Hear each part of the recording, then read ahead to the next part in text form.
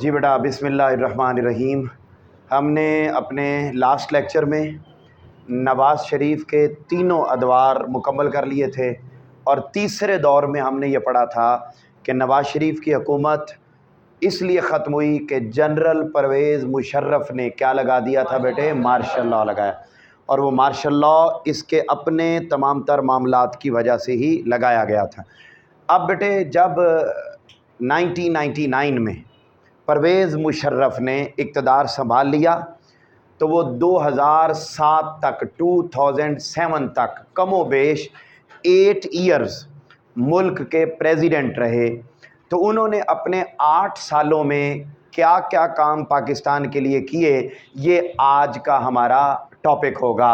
میرے بیٹو، جہاں سے یہ ٹاپک شروع ہو رہا ہے اپنی بک پر، وہاں سب سے پہلی ہیڈنگ آپ لکھیں گے پس منظر۔ شاباش بیٹے، تیزی کے ساتھ لکھتے جائیں۔ پس منظر پہلی ہیڈنگ، انگلش میں آپ لکھیں گے بیک گراؤنڈ۔ اچھا، اب اس بیک گراؤنڈ میں 2-3 باتیں ہائی لائٹ کر لیں۔ 12 اکتوبر 1999 کو جنرل پرویز مشرف پاکستان کے چیف ایگزیکٹو بن گئے، اور پھر اگلی لائن انڈرلائن کرے، 20 جون 2001 کو انہوں نے پاکستان کے پریزیڈنٹ کا عہدہ سنبھال لیا۔ بیٹے یاد رکھ لیں، 12 اکتوبر 99 سے لے کر 2001 تک یہ تقریباً 2 سال کا عرصہ بنتا ہے۔ یہ 2 سال تک ملک کے پریزیڈنٹ نہیں تھے، بلکہ ملک کے چیف ایگزیکٹو تھے۔ بولو کیا تھے؟ ملک کے چیف ایگزیکٹو تھے۔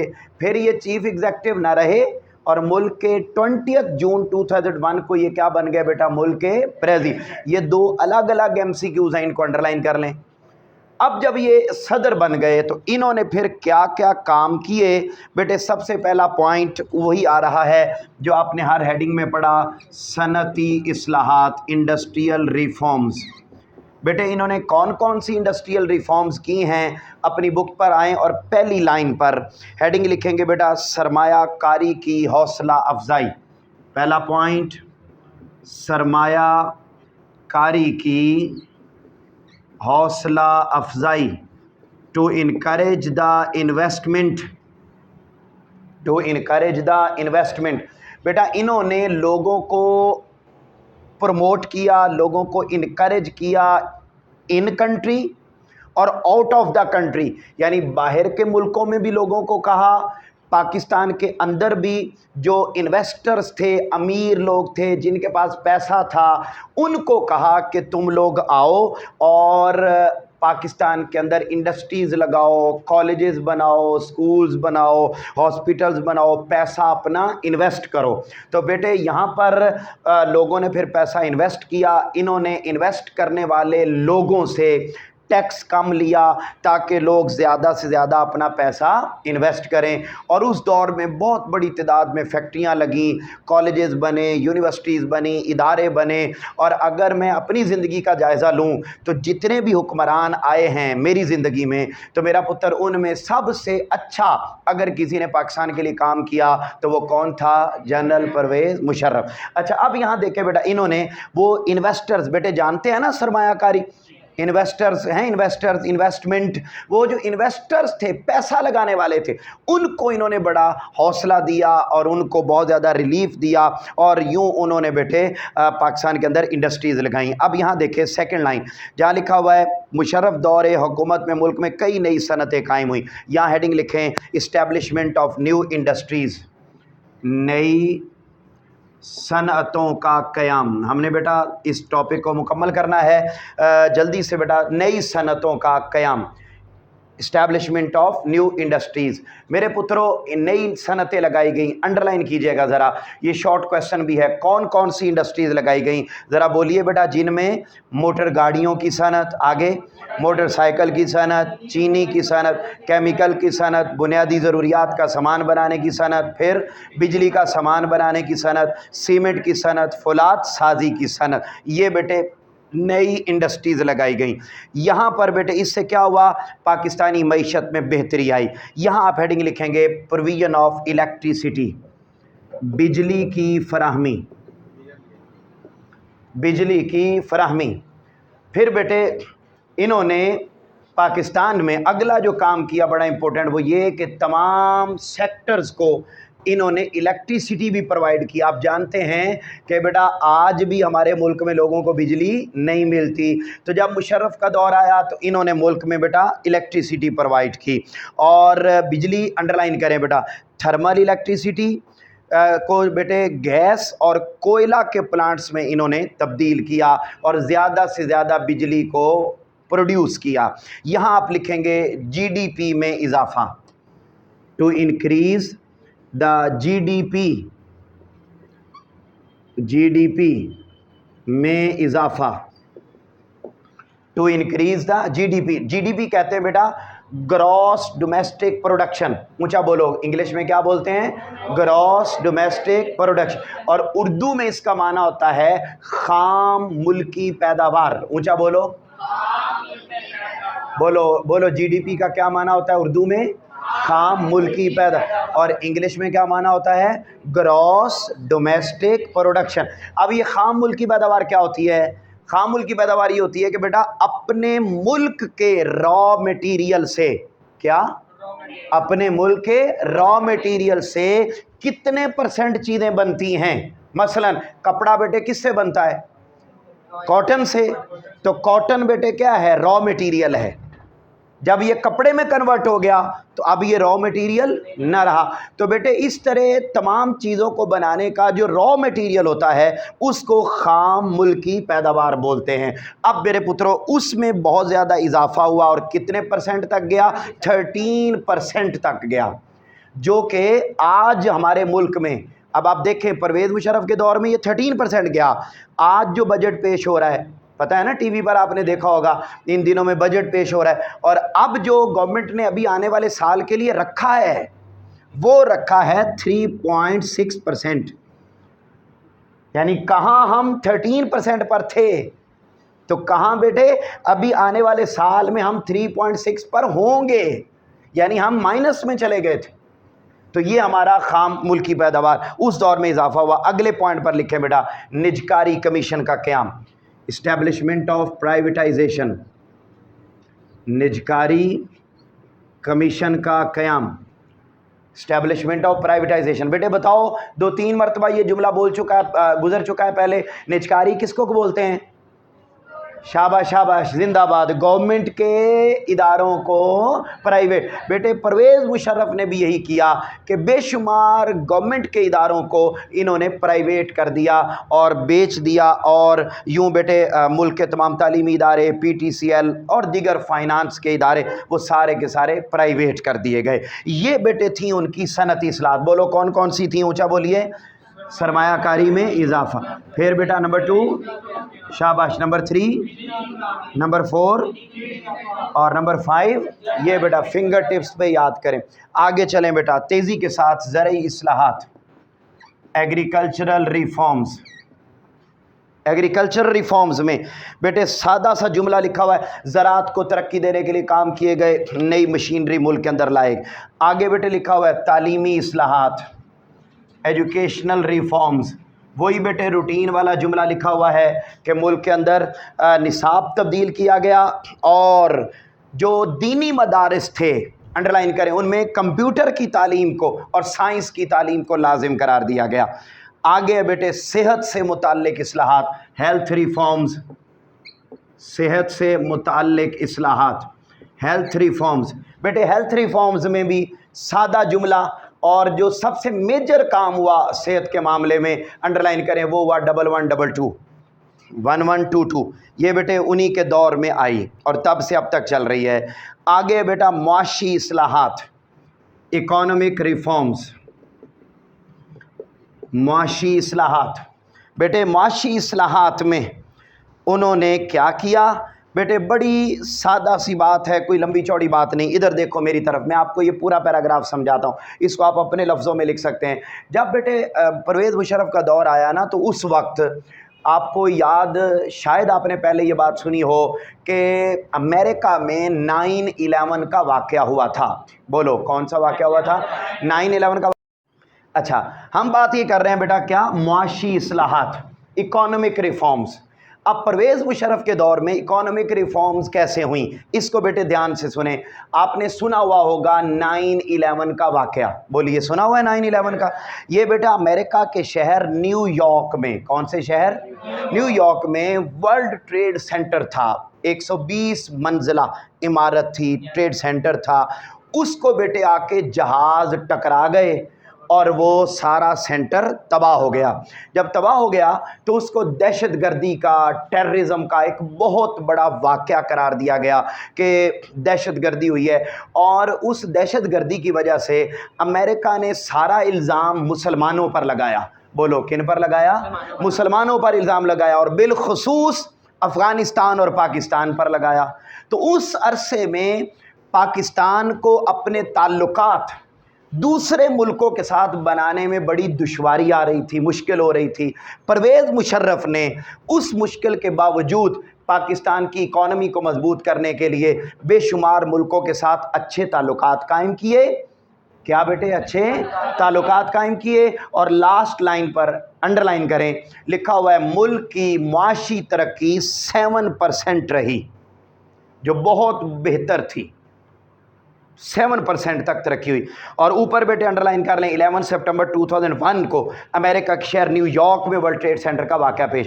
یہ بڑا امپورٹنٹ شارٹ کویسچن ہے. آگے چلیں بیٹا، اگلا ہے معاشرتی اصلاحات. ہم نے اس ٹاپک کو مکمل کرنا ہے، اگلے 5 منٹ میں یہ مکمل ہو جائے گا. آپ نے بڑے دھیان سے ہیڈنگز لکھتے جانا ہے. اب بیٹے معاشرے کے لیے کیا کیا پرویز مشرف نے، تو پہلی لائن پر ہیڈنگ لکھیں گے آزادانہ پالیسی، فری پالیسی، آزادانہ پالیسی. جی معاشرے کے لیے بیٹے آزادانہ پالیسی، سمپل از دیٹ کہ ماڈرنزم کا کانسیپٹ دیا. بولو کس کا کانسیپٹ دیا؟ نئے ادارے بنائے اور بالخصوص خواتین کو بڑی آزادی دی. انہوں نے آزادی دے دی ہر بندے کو کہ وہ جو کرنا چاہے کر سکتا ہے. اپنا ٹی وی چینل بنانا چاہے بنا سکتا ہے، ادارہ بنانا چاہے بنا سکتا ہے، اسکول کالج بنانا چاہے بنا سکتا ہے. پھر کو ایجوکیشن، اس سے پہلے اتنی نہیں تھی، یونیورسٹیز میں تھی. یہ جو آپ اکیڈمی میں بھی کو پڑھ رہے ہوتے ہیں اور کالجز اور یونیورسٹیز میں اور سکولز میں بھی، تو یہ سارا جو ایجوکیشن سسٹم تھا اس طرح کا، یہ سارا پرویز مشرف کے دور میں ہے. اور پورے ملک کے لیے فری سوسائٹی کا کانسیپٹ آیا کہ جو کرنا چاہے کر سکتا ہے، انتہا پسندی نہیں، نیرو مائنڈنس نہیں، ماڈریشن اور جس کو آپ بولتے ہیں ماڈرن ہونا ہے، وہ والی پالیسی بیٹے پوری سوسائٹی میں دے دی. اور پھر کیا کیا کام کیے؟ تھرڈ لائن میں لکھیں بیٹا میڈیا کی ترقی، ڈیولپمنٹ آف میڈیا، میڈیا کی ترقی. اس کے لیے انہوں نے بیٹا بہت سارے ٹی وی چینل متعارف کروائے، کئی نئے اخبارات آئے اور کئی نئے رسائل آئے یعنی میگزین. اگلے سینٹینس پر لکھیں خواتین کے لیے اقدامات، میئرز فار ویمن. یہ بیٹے بڑا امپورٹنٹ شارٹ کویسچن ہے، بورڈ کا شارٹ کویسچن ہے کہ خواتین کے لیے پرویز مشرف نے کیا کیا. اپنی بک پر دیکھو اور بیٹے میرے ساتھ ہی بولو. پہلا پوائنٹ کیا کیا انہوں نے؟ ایئر فورس میں پہلی بار فلائنگ فائٹر کی حیثیت سے خواتین کو شامل کیا ایئر فورس میں. نمبر 2، آگے بولیں بیٹا اونچا بولیے. آرمی میں میڈیکل کور کے علاوہ پہلی بار کیڈٹ اور انجینئر خواتین بھرتی کی گئیں. پھر بیٹے نمبر 3، خواتین کو کس لیے بھرتی کیا گیا؟ بطور ٹریفک وارڈن. پھر بولیے ایک خاتون ڈاکٹر، ہاں آپ نے بولنا ہے، ڈاکٹر شمشاد اختر. یہ فیمیل تھی، لڑکا نہیں تھا، ٹھیک ہے، مرد نہیں تھا. ڈاکٹر شمشاد اختر کو اسٹیٹ بینک آف پاکستان کا گورنر بنایا.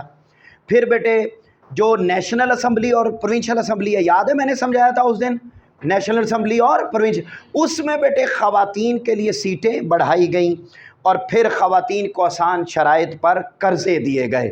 آخری پوائنٹ سیکنڈ لاسٹ وہ ہے بیٹے آئینی اصلاحات، کانسٹیٹیوشنل ریفارمز. آئینی اصلاحات، کانسٹیٹیوشنل ریفارمز کیا ہوئیں بیٹے پرویز مشرف میں؟ وہ یاد ہے 58(2)B کس نے ختم کیا تھا؟ انہوں نے آ کے وہ اختیار دوبارہ لے لیا. ٹھیک ہے، یہ اختیار دوبارہ لے لیا اور دوبارہ 58(2)B کو بحال کر دیا، ٹھیک ہے جی۔ اور اب صدر جب چاہے وزیر اعظم کو ہٹا سکتا تھا۔ آخری پوائنٹ ہے وہ ہے بیٹے انتظامی اصلاحات، انتظامی اصلاحات، ایڈمنسٹریٹو ریفارمز، انتظامی اصلاحات۔ اچھا یہ بیٹا سنیے گا، ادھر میری طرف دیکھو بڑے دھیان سے۔ آپ نے کبھی اپنی زندگی میں دیکھے ہیں کونسلر کے الیکشن، ناظم کے الیکشن، چیئرمین، وائس چیئرمین، جن کو عام طور پر معاشرے میں کہا جاتا ہے چھوٹے الیکشن، کونسلر کے الیکشن سنے ہوئے؟ یہ بیٹا جو چھوٹے الیکشنوں کا کانسیپٹ ہے نا، یہ گلی محلے کے الیکشن، یہ بھی بیٹے کروانے کا نظام پرویز مشرف نے دیا تھا۔ بولو کس نے دیا تھا؟ اچھا اس سسٹم کو، اس کو بولتے ہیں مقامی حکومتوں کا نظام۔ بولو کیا کہتے ہیں اس کو؟ آپ انڈرلائن کریں، مقامی حکومتوں کا نظام، لوکل گورنمنٹ سسٹم۔ انڈرلائن کیجئے، 14 اگست 2001 سے پرویز مشرف نے مقامی حکومتوں کا نظام نافذ کیا۔ اچھا یہاں بیٹے آپ ہیڈنگ لکھیں گے مقامی حکومتوں کے قیام کا مقصد، مقامی حکومتوں کے قیام کا مقصد۔ یہ مقامی حکومتیں کیوں قائم کیں؟ یہ چھوٹے الیکشن کیوں کروائے؟ کیا مقاصد تھے؟ تو بتاتا ہے ان کو قائم کرنے کے ٹوٹل کتنے مقاصد ہیں؟ 3۔ اونچا بولیے۔ نمبر 1 کیا بیٹے؟ وسائل کی ضلع کی سطح تک دستیابی۔ اونچا بولیں، آہستہ بول رہے ہیں آپ، بولیے۔ دستیابی۔ نمبر 2 مقامی معاملات مقامی سطح پر حل کرنا۔ نمبر 3 اختیارات کی نچلی سطح پر منتقلی۔ یہ بیٹا اس لوکل گورنمنٹ سسٹم، وہ چھوٹی گورنمنٹ بنانے کے یہ 3 مقاصد تھے۔ انڈرلائن کر لیں، شارٹ کویسچن۔ اچھا اب یہاں لکھیں، یہاں جلدی سے آپ لکھیں گے مقامی حکومتوں کا ڈھانچہ، مقامی حکومتوں کا ڈھانچہ، یعنی اس میں کون کون ممبر ہوتا تھا؟ تو انڈرلائن کریں، اس میں 3 طرح کی گورنمنٹ ہوتی تھی۔ ایک ہوتی تھی یونین کاؤنسل، نمبر 1، اس کا ہیڈ بیٹے ناظم ہوتا تھا، دیکھو لکھا ہوا ہے، آگے چلیے۔ دوسری حکومت ہوتی تھی تحصیل یا ٹاؤن کونسل، اور تیسری لائن میں لکھا ہوا ہے ضلع کی سطح پر ضلع کونسل بنائی گئی، اور اس کا سربراہ بھی ضلع ناظم ہوتا تھا۔ ادھر میری طرف دیکھو، 3 طرح کی گورنمنٹ بنائی، تحصیل گورنمنٹ، سوری یونین حکومت، تحصیل حکومت اور ضلع۔ ان تینوں حکومتوں کے جو ہیڈ ہوتے تھے وہ ایک کو یونین ناظم، ایک کو تحصیل ناظم اور ایک کو ضلع ناظم کہا جاتا تھا۔ یہ گورنمنٹ بنائی۔ آخری جملہ ہے 2002 کے انتخابات۔ ہم بالآخر اس ٹاپک کو مکمل کرنے میں کامیاب ہو رہے ہیں۔ اس میں بیٹے کوئی لمبی چوڑی بات نہیں، چیزوں کو ہائی لائٹ کر لیں بس۔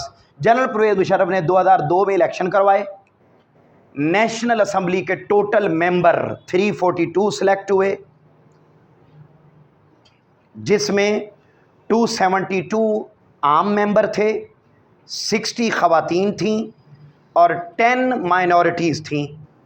اور نیچے آپ دیکھیں تو اس میں وزیر اعظم بنے تھے میر ظفر اللہ خان جمالی۔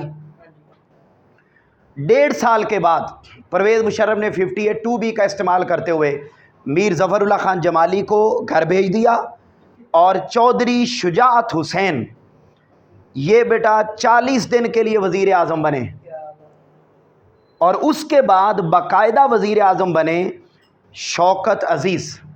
انڈرلائن کر لیں۔ تو پرویز مشرف کے ساتھ کتنے لوگ وزیر اعظم رہے؟ 3۔ پہلا میر ظفر اللہ خان جمالی، بولو پہلا، دوسرا چودھری شجاعت، اور تیسرا چودھری شوکت عزیز۔ ٹھیک ہو گیا؟ یہ بیٹے وزیر اعظم۔ یوں بیٹا 2007 میں پھر ان کی حکومت ختم ہو گئی، اور اس کے بعد پھر حکومت بنی پیپلز پارٹی کی، وہ ہم انشاءاللہ کل پڑھیں گے۔ بتاؤ یہ ٹاپک آپ کو کلیئر ہو گیا سارا؟ کوئی مسئلہ تو نہیں ہے؟ اس کو ساتھ ساتھ یاد کرنا ہے بیٹا۔